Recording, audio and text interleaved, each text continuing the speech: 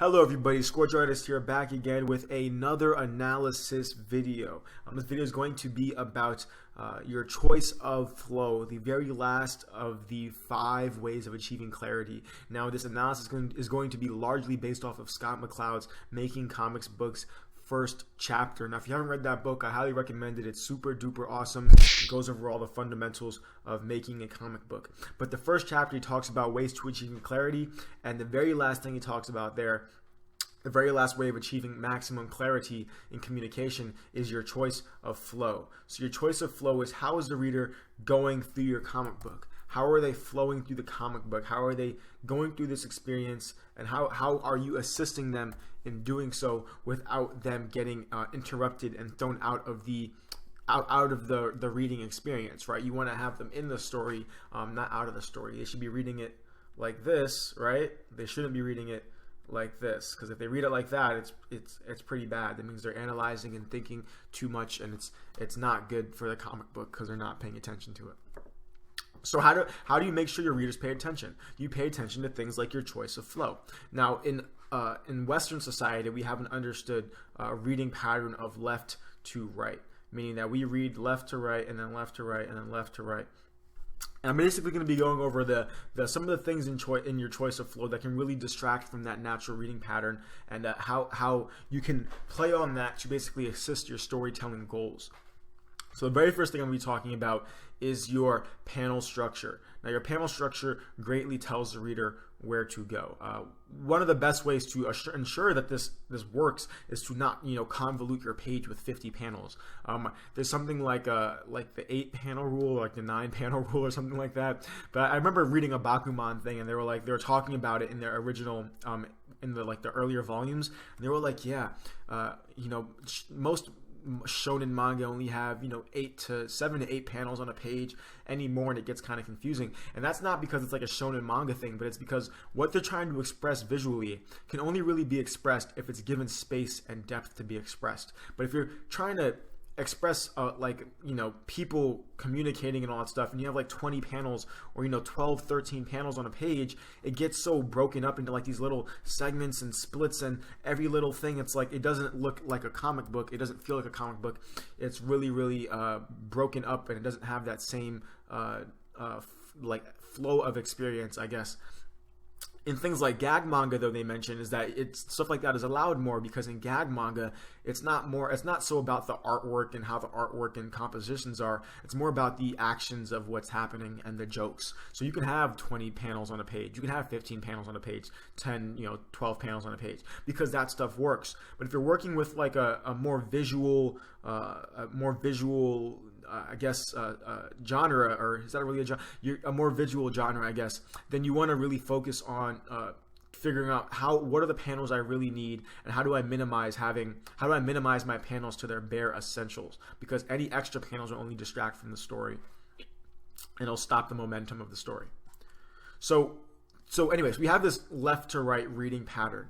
And you want to make sure all your panels are assisting this left to right reading pattern. And this is where I'm going to talk about this down here. So in Western society, we want to read from this way to this way, right? So when you have panel structure that opposes that habit of reading, then it can kind of get confusing. Now here's a panel structure in which I oppose that habit of reading.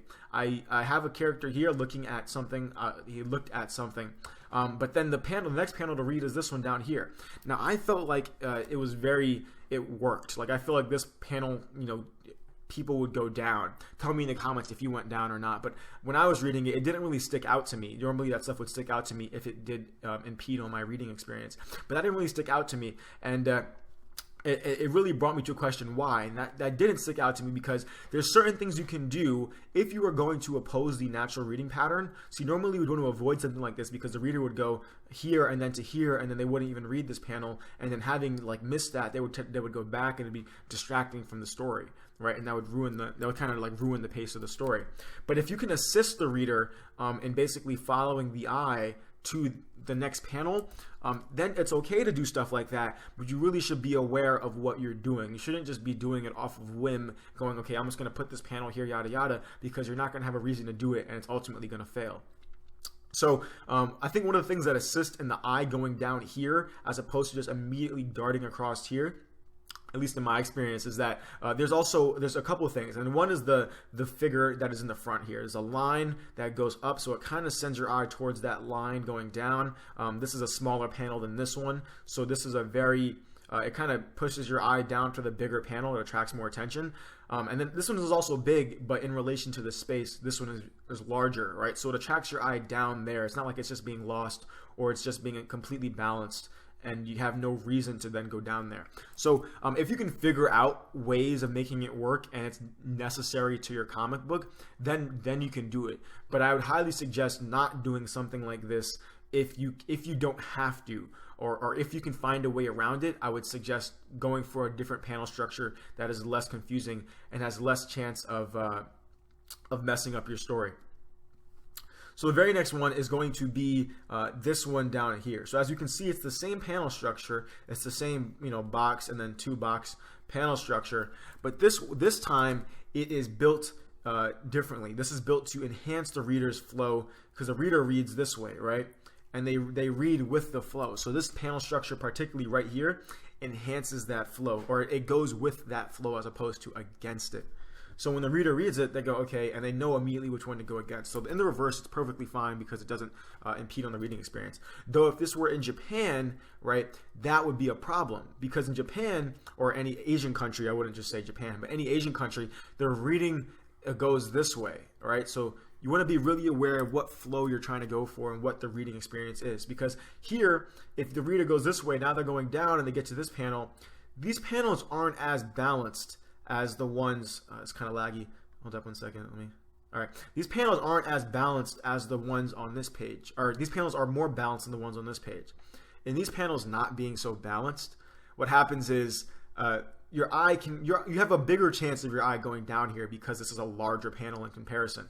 But in this one, where the panels are exactly the same size, if you were in an Asian country and these panels are exactly the same size and you're used to reading from right to left, then you would see this and you would have no incentive to go down here. There's nothing down here that would indicate this is of importance. It's of the same panel, it's really balanced. Therefore, your eye would go here and then you would go on to the next page and you would completely forget about this panel, or you would imagine that that's really weird that they would do that and it would throw you out of the story. So really be aware of your panel structure. Try to keep it as simple as possible. Don't make it unnecessarily convoluted because that doesn't help you or the reader in the end. The very next thing I want to talk about is, like I mentioned in the last video, your word balloons guide your choice of flow, meaning that your word balloons, they send the reader on a flow. And you want to make sure your word balloons are built in a way, or you're putting them in there in a way where the reader doesn't get confused on.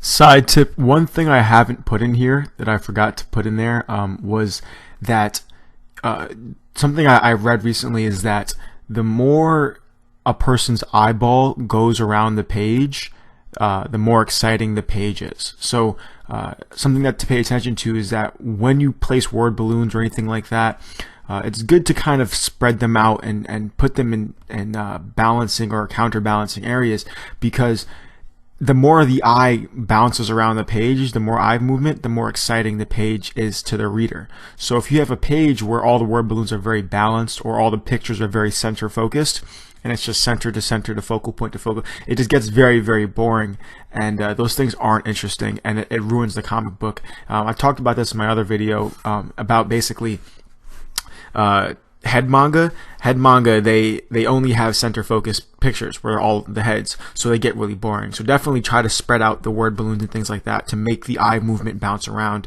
As you can see in the example I just showed you, the squiggly line was all over the place. That's on purpose, because the squiggly line moving all over the place like that helps the eye move and helps the eye get excited. Which word balloon to read next. When they go from this panel to this panel, they understand that, okay, I should read this one and then not this one, right? So you want to put your word balloons in a way that the reader understands which one to read, so the flow is not interrupted. It's kind of like having, a river. You don't want to put anything in the river because it interrupts the whole flow, and it gets, it just ruins the whole experience of the river. I mean, that's probably a horrible analogy, but you get my point. One more thing I'd like to talk about and another thing too is your orientation, right? So I talked about this in a little bit in another video. Actually, let me bring this up here. Your reader's experience your reader's habit of reading can greatly impact their way of looking at certain things on the page. So let's say the reader is used to reading this way, left to right, right? You can play on that and slow down time by basically, wait, is that it? Yeah, so by basically putting things in opposition to that direction. So if the reader's reading this way, if you put figures in it that are obviously moving in this direction, right? So if the reader's used to reading in this direction and you put figures in the page that are obviously moving in the opposite direction, what happens is that slows down the reader's experience of the page. So it slows down the momentum. Whereas if you were to turn the readers in the opposite direction, they're going with the flow, then it goes faster, obviously. And the next thing I would like to say is pay attention to your 180 rules. So I mean, if your character is walking in this direction in one panel, don't have him walking in this direction in another panel, because that's very confusing. You're crossing the line of action, which is basically, imagine you have two subjects. There's a line of action here. So here's the camera, and here's your characters, right? This is a line you don't really want to cross when you're filming, or you're filming the characters, because once you cross that line, you're now on the 180. Right, and the characters are now in opposite direction. They have switched places, and that can be very confusing when you're reading. I know I've experienced that in many comic books, and I'm like, whoa, that was odd. I wish they hadn't have done that. And many comic books actually do it successfully. So it's like these are all guidelines, right? They're not steadfast rules. They're just guidelines. And I mean, if you really understand the guidelines and you really understand what's happening, then you can break them at your will, as long as you know what you're doing. But don't break them just because you have no idea what you're doing, or you're just making mistakes. Figure out how to do it, right? And then once you know how to do it, then go, okay, what can I do with this? How can I mess around with this to give it more, drama or whatever, and really help your reading experience as opposed to distract from it. So in the 180 rule, just told you about that. So that's basically it for this video. One last thing too is pay attention to also the objects within the panel. So that's basically what in your panel is assisting your choice of flow. Now, not every panel has to be an image where it's pointing to the next panel, but I have seen in some comic books where their decision to place certain objects in a panel, they assist in sending the eye to the next panel, or they assist in the flow, right? So maybe there's an object in this panel that it's like a broom or something, right? And that's the top of the broom. And this line being here would send the eye down to this next panel. I apologize for the lag there, but it would send the eye down to the next panel, and would really help the choice of flow. So if you can do that, if it's something that you can do, like this elbow here, it kind of sends the eye up, not on purpose. I didn't do that really on purpose, but that does do that. It sends the eye in that direction. It's like a line. If you can do that, and it's not like something you're just adding in there just for the sake of doing it, then I would, that's also something you can do as well. You can put things in the panel that assist the direction of the eye. Like this straw kind of assists the direction. The size of the panel assists in the direction of the entire picture as a whole.